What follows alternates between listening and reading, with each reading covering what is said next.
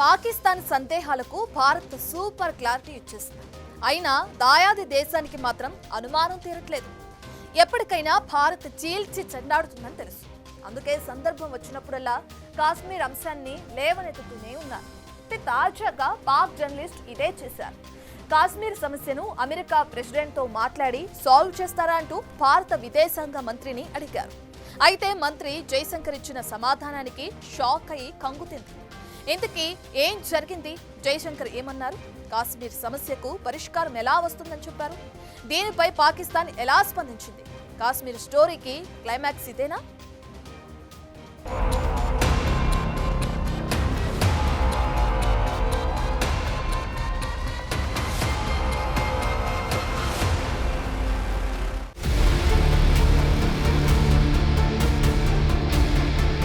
కాశ్మీర్ వ్యవహారం final stage కు చేరుకోబోతుందా? పరిస్థితులు చూస్తుంటే అలాగే అనిపిస్తుంది. త్వరలోనే పాక్ ఆక్రమిత కాశ్మీర్ తో సహా కాశ్మీర్ అంశంలో పాకిస్తాన్ కు భారత్ బుద్ధి చెప్పే తరుణం ఆసన్నమైంది. పాక్ ఆక్యుపైడ్ కాశ్మీర్ కేంద్రంగా భారత్ ను ఇబ్బంది పెట్టడానికి అంతర్జాతీయ వేదికలను పాకిస్తాన్ ఎక్కువగా ఉపయోగిస్తోంది. కాశ్మీర్ అంశాన్ని శాంతి చర్చలతో పరిష్కరించాలని పాక్ ప్రధాని ఇటీవల భారత్ కు పిలుపునిచ్చారు. ఈ తరుణంలో అసలు భారత్ ఏమనుకుంటుందో అనే సందేహం పాక్ మెదన్ని తొలచేస్తున్నట్లుంది. తాజాగా భారత విదేశాంగ మంత్రి ఎస్ జైశంకర్ లండన్ లో కార్యక్రమానికి అటెండ్ అవ్వగా అక్కడ ఒక పాకిస్తాన్ జర్నలిస్ట్ మంత్రి జైశంకర్ ను ఉద్దేశించి ప్రశ్న అడిగారు. అయితే ఈ ప్రశ్నలో పాక్ జర్నలిస్ట్ విచిత్రమైన వాదన చేశారు. కాశ్మీర్ ను భారత్ చట్టవిరుద్ధంగా ఆక్రమిస్తుందని అన్నారు. అందుకే కాశ్మీరీలు భారత్ కు వ్యతిరేకంగా ఆందోళనలు చేస్తున్నారని ఆరోపించారు. ఇక కాశ్మీర్ పై శాంతి ఒప్పందం కోసం అమెరికా ప్రెసిడెంట్ డొనాల్డ్ ట్రంప్ సహాయం తీసుకుంటారా? ప్రధాని మోడీ ట్రంప్ కు మంచి స్నేహితుడే కాబట్టి ఆ దిశగా ఏదైనా ప్రయత్నాలు జరగొచ్చా అంటూ పాకిస్తాన్ టోన్ లో సదరు జర్నలిస్ట్ ఆసక్తికర ప్రశ్నను లేవనెత్తారు. అయితే జర్నలిస్ట్ ఉద్దేశం అర్థమైన మంత్రి జైశంకర్ అంతే స్పష్టంగా ఆన్సర్ ఇచ్చారు.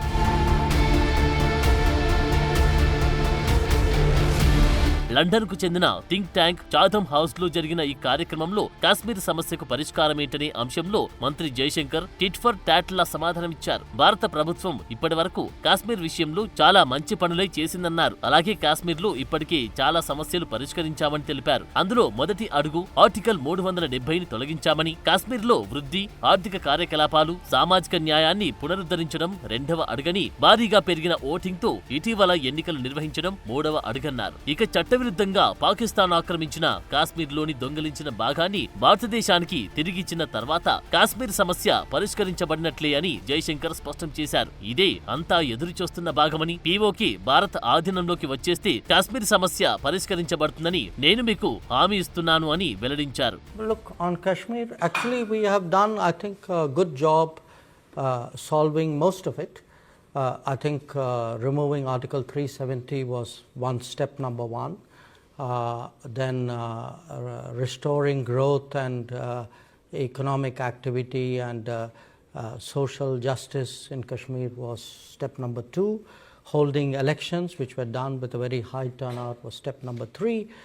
I think the part we are waiting for is the return of the stolen part of Kashmir, which is on the under illegal Pakistani occupation. When that's done, I assure you, Kashmir solved. అయితే పాకిస్తాన్ ఆక్రమిత కాశ్మీర్ గురించి గతంలో BJP మంత్రులు కూడా ఇలాగే స్పందించారు. కేంద్ర హోంమంత్రి అమిత్ షాతో సహా ఉత్తరప్రదేశ్ ముఖ్యమంత్రి యోగి ఆదిత్యనాథ్, పలువురు బడా నేతలు పీఓకే భారతదేశంలో భాగమని, భారత్ దాన్ని తీసుకొని తీరుతుందన్నారు. జమ్మూ కాశ్మీర్, లడఖ్ కేంద్రపాలిత ప్రాంతాలకు సంబంధించిన భారత భూభాగాన్ని పాకిస్తాన్ అక్రమంగా ఆక్రమించుకోవడం మాత్రమే కాశ్మీర్ అంశంలో పరిష్కరించాల్సిన ఏకైక సమస్య అని భారత్ పలు సందర్భాల్లో చెప్పింది. జమ్మూ కాశ్మీర్లోని దాదాపు 78,000 చదరపు కిలోమీటర్ల భారత భూభాగాన్ని పాకిస్తాన్ అక్రమంగా ఆక్రమించుకుందన్న మాటను పదే పదే చెబుతుంది. 1994 పార్లమెంట్ తీర్మానం కూడా ఏకగ్రీవంగా ఆమోదించారు. ఇందులో భారత వైఖరి స్పష్టంగా తెలియజేశారు. జమ్మూ కాశ్మీర్, లడఖ్ కు సంబంధించినంత వరకు మొత్తం భూభాగం భారతదేశంలో అంతర్భాగంగా ఉండేవి, ఉన్నాయి, ఉంటాయి అని పేర్కొన్నారు. అలాగే పాకిస్తాన్ చట్టవిరుద్ధంగా బలవంతంగా ఆక్రమించుకున్న అన్ని ప్రాంతాలను వెంటనే ఖాళీ చేయాలని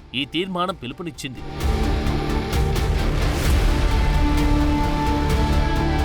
అయితే మంత్రి జైశంకర్ లండన్లో తాజాగా చేసిన వ్యాఖ్యలకు పాకిస్తాన్ నుండి తీవ్రమైన స్పందన వచ్చింది. పాకిస్తాన్ విదేశాంగ కార్యాలయ ప్రతినిధి షఫ్కత్ అలీ ఖాన్ మాట్లాడుతూ మార్చి 5న భారత విదేశాంగ మంత్రి జమ్మూ కాశ్మీర్ పై చేసిన వ్యాఖ్యలను పాకిస్తాన్ తిరస్కరిస్తుందన్నారు. భారతదేశం గత 77 సంవత్సరాలుగా జమ్మూ కాశ్మీర్ ను ఆక్రమిస్తుందని, భారత్ ఆక్రమించిన ఆ ప్రాంతంలోని పెద్ద భూములను ఖాళీ చేయాలని డిమాండ్ చేశారు. కట్ చేస్తే ఫ్లాష్ బ్యాక్ లు ఇటీవల పాక్ ప్రధాని షహబాజ్ షరీఫ్ దీనికి విరుద్ధంగా శాంతి మంత్రం వల్లించారు. కాశ్మీర్ అంశం సహా భారత్తో ఉన్న అన్ని సమస్యలను సంప్రదింపుల ద్వారా పరిష్కరించుకోవాలని కోరుకుంటున్నట్లు పాక్ ప్రధాని షహబాజ్ షరీఫ్ వెల్లడించారు. ఐక్యరాజ్య సమితిలో చేసిన వాగ్దానాలను భారత్ నెరవేర్చి చర్చలకు ముందుకు రావాలంటూ పిలుపునిచ్చారు. ఫిబ్రవరి ప్రారంభంలో కాశ్మీర్ సంఘీభావ దినోత్సవం సందర్భంగా పాకిస్తాన్ ఆక్రమిత కాశ్మీర్ శాసనసభ ప్రత్యేక సమావేశంలో ఈ వ్యాఖ్యలు చేశారు.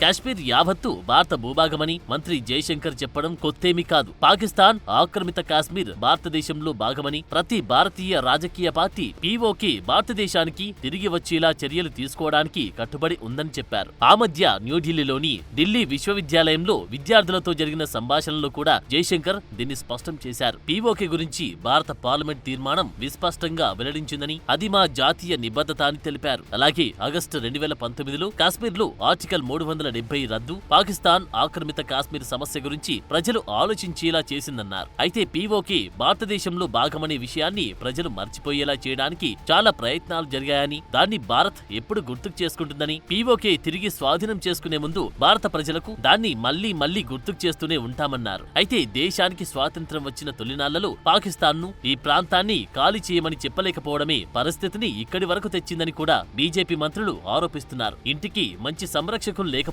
బయటి నుండి దొంగలు పెరుగుతారంటూ గతంలో మంత్రి జైశంకర్ సెటైర్లు కూడా వేశారు.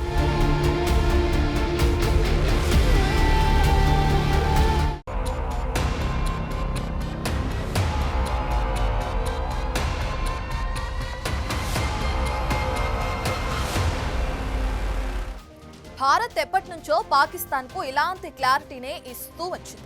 అయితే భారత్ మాట ఎంత స్థిరంగా ఉందో పాక్ మాట కూడా అంతే స్థిరంగా ఉంది. అంతేకాదు, కాశ్మీర్ సమస్య గురించి అంతర్జాతీయ వేదికలపై పాకిస్తాన్ పూనకం వచ్చినట్లు ఊగిపోతుంది. అది తమదే అయినట్లు డ్రామాను రక్తి కట్టిస్తుంది. మరి పాక్ ఇంత ఓవర్ యాక్షన్ చేస్తుంటే భారత్ మాత్రం ఎంతకాలం ఇలా సమాధానాలు ఇస్తూ ఉంటుంది? సరిగ్గా ఇదే సందేశాన్ని కాశ్మీర్ ముఖ్యమంత్రి ఒమర్ అబ్దుల్లా అడిగారు. ఛాన్స్ వచ్చినప్పుడు ఏం చేశారంటూ కేంద్రంలో బీజేపీ ప్రభుత్వాన్ని ప్రశ్నించారు ఆయన.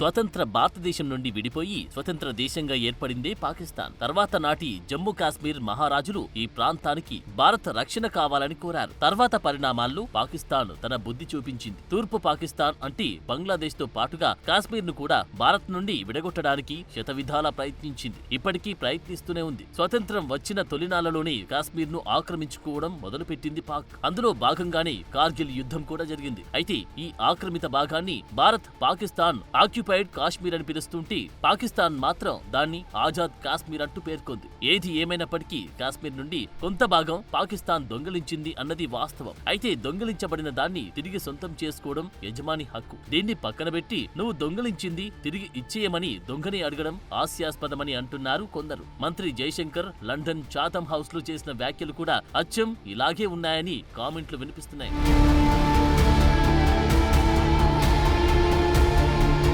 భారతదేశం నుండి దొంగిలించబడిన భాగం తిరిగి భారతదేశానికి ఇచ్చేసిన తర్వాత ప్రాదేశిక వివాదం పరిష్కారమవుతుందని విదేశాంగ మంత్రి జైశంకర్ చేసిన వ్యాఖ్యపై జమ్మూ కాశ్మీర్ ముఖ్యమంత్రి ఒమర్ అబ్దుల్లా విమర్శలు గుప్పించారు. పాకిస్తాన్ ఆక్రమిత కాశ్మీర్ ను తిరిగి స్వాధీనం చేసుకోకుండా ప్రభుత్వాన్ని ఎవరు ఆపుతున్నారని అడిగారు. ఒకవైపు భారత కేంద్ర ప్రభుత్వం వెంటనే పీఓకేను తిరిగి స్వాధీనం చేసుకోవట్లేదు. అలాగే చైనా ఆక్రమించిన భూభాగాల గురించి కూడా చర్చించట్లేదన్నారు. పాకిస్తాన్ ఆక్రమణలో ఉన్న జమ్మూ కాశ్మీర్ భాగాన్ని తిరిగి తీసుకుంటామని తీసుకున్నామంటే దాన్ని తిరిగి తీసుకోవద్దని కాశ్మీర్ ప్రజలు ఎప్పుడైనా చెప్పారా అని ముఖ్యమంత్రి రాష్ట్ర అసెంబ్లీలో వెల్లడించారు. కార్గిల్ యుద్ధంలో కూడా భారతదేశానికి పీఓకేను తిరిగి స్వాధీనం చేసుకునే అవకాశం వచ్చిందని, కానీ అలా చేయడంలో భారత్ ఎందుకు విఫలమైందని అబ్దుల్లా అడిగారు. ఇక కేంద్రం పీఓకేను తిరిగి స్వాధీనం చేసుకునే క్రమంలో ప్రస్తుతం చైనా నియంత్రణలో ఉన్న జమ్మూ కాశ్మీర్ భాగాన్ని కూడా తిరిగి స్వాధీనం చేసుకోవాలని ఒమర్ అబ్దుల్లా కోరారు. फॉरेन मिनिस्टर साहब ने कहा कि हम वापस लेके आएंगे. किसने रोका? मुझे बताएगा किसने रोका? हमने कभी कहा कि मत लाओ? कभी कहा? हम कहते हैं अगर लाना है तो लाइए.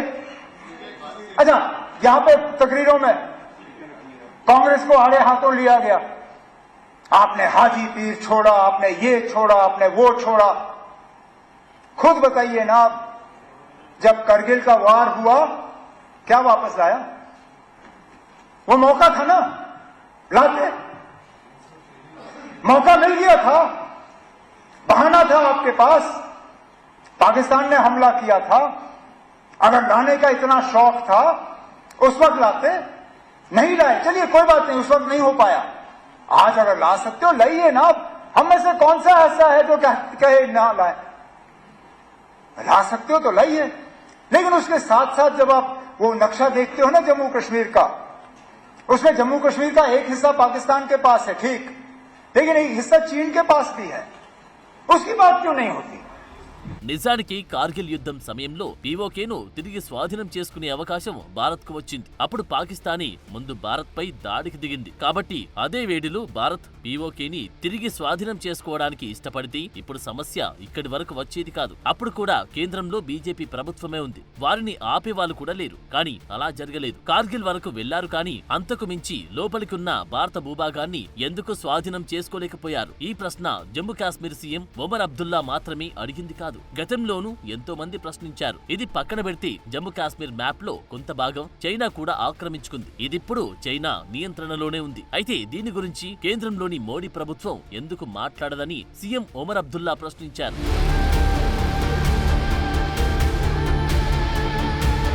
అయితే ఇటీవల చైనాతో భారతదేశ సంబంధం కాస్త మెరుగుపడుతుందని మంత్రి జయశంకర్ వెల్లడించారు. చైనా గురించి మాట్లాడుతూ టిబెట్ లో కైలాస పర్వత తీర్థయాత్ర మార్గం ప్రారంభంతో సహా అక్టోబర్ 2024 నుండి జరిగిన కొన్ని పరిణామాలు చైనా భారత్ సంబంధాలను మెరుగుపరుస్తున్నాయన్నారు. ప్రపంచంలో 2 బిలియన్లకు పైగా జనాభా కలిగిన ఏకైక దేశాలుగా చైనాతో మాకు చాలా చాలా ప్రత్యేకమైన సంబంధం ఉందని, 2 దేశాల ఆసక్తులను గౌరవించి సున్నితత్వాలను గుర్తించి ఇద్దరికీ ఉపయోగకరంగా ఉండి సంబంధాన్ని భారత్ కోరుకుంటుందన్నారు. అయితే చైనా మాత్రం దీనికి విరుద్ధంగా చెప్పేదొకటి చేసేది మరొకటి అన్నట్లు నడుచుకుంటుంది. సరిహద్దు సైనికుల్ని కాస్త వెనక్కి పంపినప్పటికీ టిబెట్ సమీపంలోని భారత సరిహద్దుకు దగ్గరగా చైనా గ్రామాలని నిర్మిస్తోంది. అంతేనా, ఎయిర్పోర్ట్లు, చివరికి బంకర్లను కూడా నిర్మిస్తోంది. వీటన్నిటిపై భారత విదేశాంగ శాఖ అన్ని గమనిస్తున్నామని చెప్పడమే తప్ప చేసింది ఏమీ లేదని విమర్శలు వినిపిస్తున్నాయి. అయితే లడఖ్ ను కేంద్రపాలిత ప్రాంతంగా ప్రకటించిన తర్వాత భారత్ ఆ ప్రాంతంలో మౌలిక సదుపాయాలను వేగవంతం చేస్తోంది.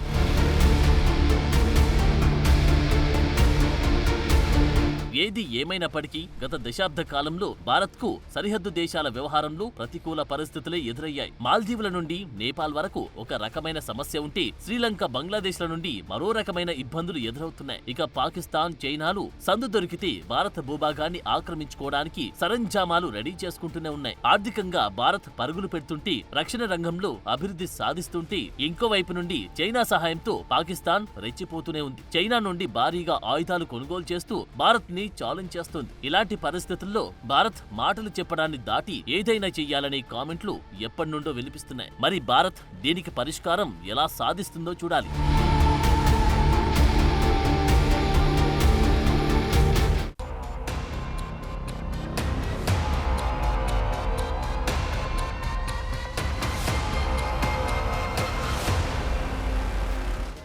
నైన్టీస్లో ఓ మాట భారతదేశంలో బాగా పాపులర్ అయింది. అదే పాకిస్తాన్ నీ పిలక పీకిస్తాన్ అనే మాట.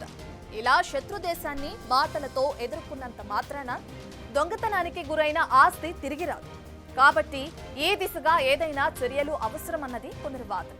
ఈ వాదన కూడా ఎందుకొచ్చిందంటే, అమిత్ షా లాంటి నేతలు పీఓకేని తిరిగి స్వాధీనం చేసుకుంటామని అన్నారు తప్ప ఎలా అన్నది చెప్పలేదు. మరి కాశ్మీర్ కథకు ఏది క్లైమాక్స్ అంటే ఎలా తెలుస్తుంది? వేచి చూద్దాం. For more videos like this, subscribe Big TV channel.